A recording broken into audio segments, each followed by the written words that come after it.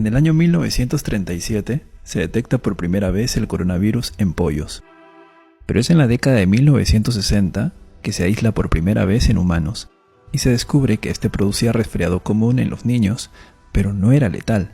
En la actualidad, estamos ante un agente que sí cobra víctimas, sin embargo este virus no es netamente nuevo como lo hacen ver las noticias. Es así que el día de hoy te contaré la historia cronológica de este patógeno y cómo es que se volvió bastante agresivo. Para las personas que nacieron en el año 90-94, probablemente recordarán ciertos eventos que explicaré en un momento. En la década de 1960, específicamente en el año 1962, Dorothy Hamre y John Prochnow, del Departamento de Medicina de la Universidad de Chicago, encontraron el coronavirus. ¿Y cómo lo hallaron? Resulta que era invierno y para esa fecha habían estudiantes de medicina enfermos. Es así que en el laboratorio estos estaban estudiando los efectos de los virus en los órganos. Para ese tiempo el virus más conocido o más común en producir resfrío era el rinovirus. Es así que tomando un poco de células de las fosas nasales de estos pacientes que estaban enfermos y a su vez inoculando estos en un pedacito de riñón humano, observaban cómo habían ciertos patrones de inflamación. La sorpresa ocurrió cuando en el invierno de 1962, al obtener las muestras de estos alumnos de medicina e inocularlas en el riñón de prueba, encontraron que la inflamación era diferente que el del rinovirus. Con eso ya había indicios de que un nuevo virus se había detectado. No se sabía el nombre, no se sabía lo que era, pero era algo del tracto respiratorio y se podía transmitir de humano a humano. Tras este hallazgo, en el año 1967, Almeida y Tyrrell logran tomarle foto con el microscopio electrónico. De esa forma se descubre por primera vez su estructura de corona. Lo que están viendo son las primeras fotos del coronavirus, que hasta ese momento no tenía nombre. Cabe resaltar que los microscopios convencionales no tienen la capacidad para ver el virus. En cambio, los electrónicos o microscopios de electrones sí los tienen. Bien, siguiendo con la historia, una vez descubierto el virus y con el pasar de los años, se identifican otros grupos de este virus. El gamma coronavirus, que ataca a aves grandes, mamíferos y marinos. El delta coronavirus, que solo ataca a aves.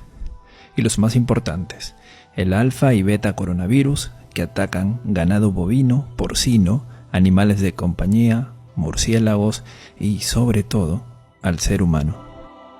¿Y cuál es el agente causal del que se habla en las noticias? Pues nada más y nada menos que el beta coronavirus, que como les había dicho, hace años no daba problema alguno, ya que era un resfriado común. Sin embargo, en este nuevo milenio, las cosas han cambiado totalmente. Es así que en el año 2002, como algunos recordarán, informaban mucho en las noticias sobre el fallecimiento de personas por neumonía atípica. Resulta que en ese año China afrontaba el surgimiento de una nueva neumonía, más potente, más letal. El origen de este evento fue Cantón, China, año 2002. Las personas infectadas fueron 8.098, de los cuales fallecieron el 9.5%. Sin embargo, el brote cerró en el 2004, cuando se pudo controlar la enfermedad. Muchos se preguntarán, ¿y por qué no fallecieron todos? La respuesta es simple, y es que depende mucho del sistema inmunológico de cada persona. El grupo de riesgo o los que llevan la peor parte son los diabéticos, ancianos, niños, personas con defensas bajas y enfermedades crónicas.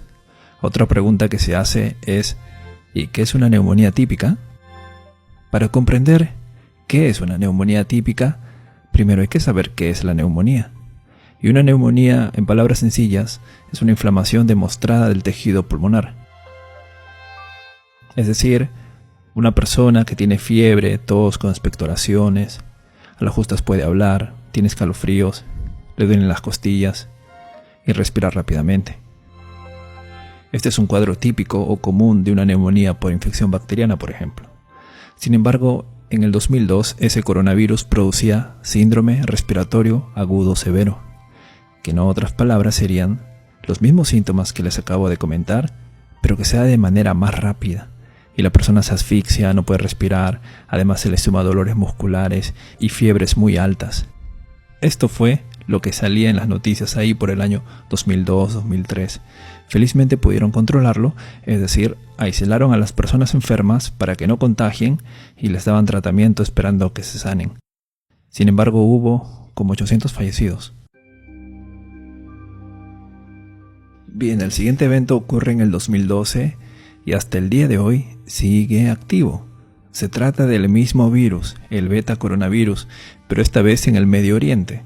Por tal razón, el diagnóstico es síndrome respiratorio severo asociado a Oriente Medio o Medio Oriente, que es la misma enfermedad que ocurrió en China en el 2002, solo que esta vez el lugar de origen fue Arabia Saudí, por la misma neumonía típica, Lo que sucede es que en este país no hay un control tan estricto como el que hizo China. Y los medios de comunicación, pues, ni lo han hecho notar, ¿no? Con esto ya tenemos la información de que el virus siempre ha estado, solo que produce una neumonía muy potente y si uno tiene defensas bajas corre mucho riesgo. Pasemos ahora a la parte final, el coronavirus actual. ¿Qué ha sucedido? En primer lugar, se sabe que el virus es del mismo género, o sea, el beta coronavirus. Sin embargo, este ha mutado.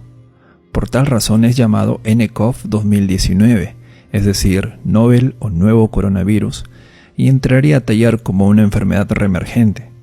Para que se pueda entender, es como si de repente apareciera el primo del VIH, y ya no solo te baja las defensas, sino ahora te deja calvo, algo así.